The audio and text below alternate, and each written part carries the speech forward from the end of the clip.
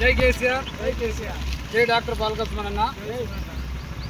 ఈరోజు తేదీ 27/4/2025 రోజున 50 మంది తెలంగాణ ప్రజానికానికి ముందుగా గులాబీ పండుగ శుభాకాంక్షలు తెలియజేసుకుంటూ, ఎందుకంటే గతంలో చూసుకున్నట్లయితే తెలంగాణ రాష్ట్రాన్ని సాధించడానికి మరి ఆనాడు 2014 కంటే ముందు ఏ విధమైనటువంటి పరిస్థితి ఉండనో ఒక్కసారి ఆలోచించుకోండి మిత్రులారా.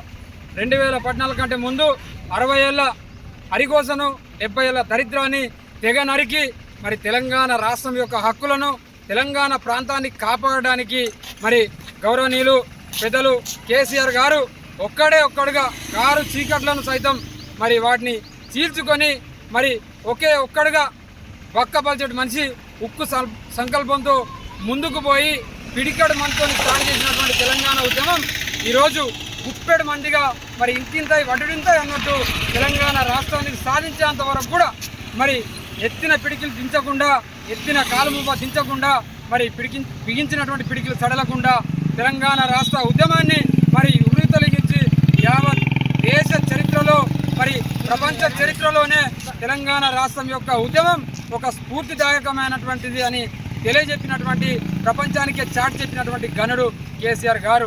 తెలంగాణ రాష్ట్రంలో 2014 కంటే ముందు ఏ రంగంలో చూసినా ఆంధ్రలో వీరంగమే ఉండే. మరి అలాంటి రాజకీయ కుట్రలను, అలాంటి పచ్చ మీడియా కుట్రలను, అలాంటి ఒక పెద్ద రాజకీయ నాయకుల యొక్క ఒడిదొడుగులను తట్టుకొని తెలంగాణ రాష్ట్రాన్ని సాధించేంత వరకు కూడా కేసీఆర్ గారు మరి 14 రోజులు అజ్ఞాతవాసంలాగా చావు నోట్లో తలపెట్టి తెలంగాణ రాష్ట్రాన్ని తెచ్చినటువంటి నాయకుడు కేసీఆర్ గారు.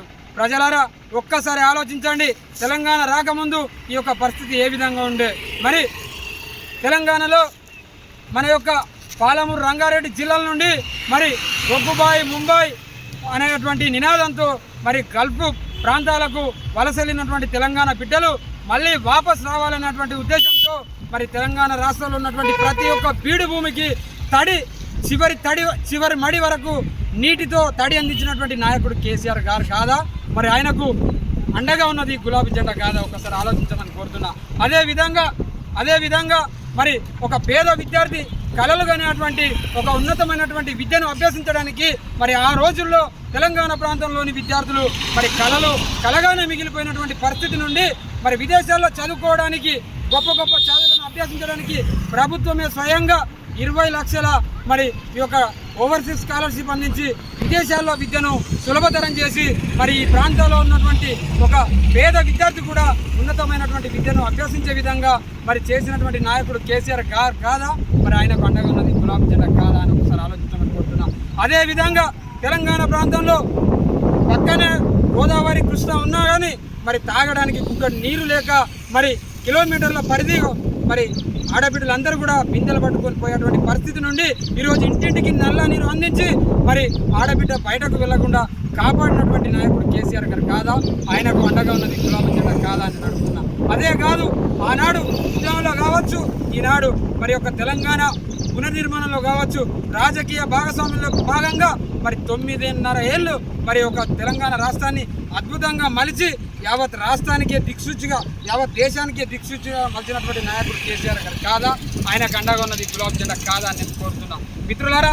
అంతేకాదు, ఒక పేద విద్యార్థి ఉన్నతమైనటువంటి మెడిసిన్ చదవాలంటే మరి కలగానే మిగిలిపోయినటువంటి పరిస్థితిలో మరి ఈరోజు దేశంలోనే ఎక్కడా లేని విధంగా అధిక మొత్తంలో 2300 ఉన్నటువంటి 800 ఉన్నటువంటి మెడికల్ సీట్లను ఈరోజు 3000 సీట్లకు పెంచి భారతదేశంలోనే ఎక్కువగా మెడికల్ కళాశాలలు ఉన్నటువంటి రాష్ట్రం తెలంగాణ ప్రాంతాన్ని తీర్చిదిద్దింది కేసీఆర్ గారు కాదా? ఆయన గండగా ఉన్నది గులాబీ జెండా కాదా అని అడుగుతున్నా.